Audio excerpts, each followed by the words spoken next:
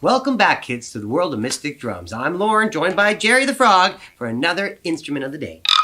Yeah, Jerry. Tell it how it is, Jerry. That's right, Jerry.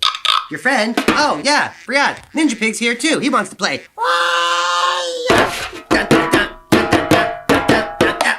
Secret handshake. Get your spot. Whoa. Position, position. We do have one more special guest today. Someone you've never even met. He's a new friend joining us, but he's an old froggy. That's great uncle Derry. Whoa, Derry the Frog is here. That's the big one. Uh-huh. Oh, yeah, you want a Ninja Pig high five too? Sure, Psh, Ninja Pig, get in there. Go, Derry. All right, Uncle Derry, you're gonna have to make room over here. Here, get you guys in position. To see, today's instrument of the day is a really special instrument. It's an instrument made out of metal. It's blue cylinder here. It's got a hole on the end and a small hole on the top. Now, when we play this instrument, it creates beautiful vibrations. Have a listen. Very nice sound. But by covering up this smaller hole, I can change the length of the vibration. Faster.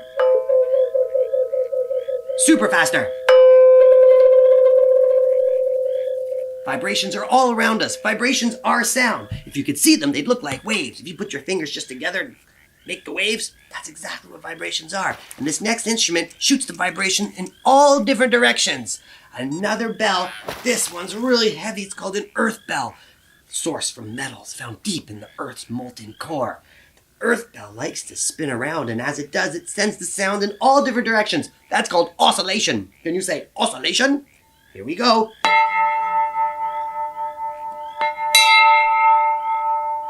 Back the other way too.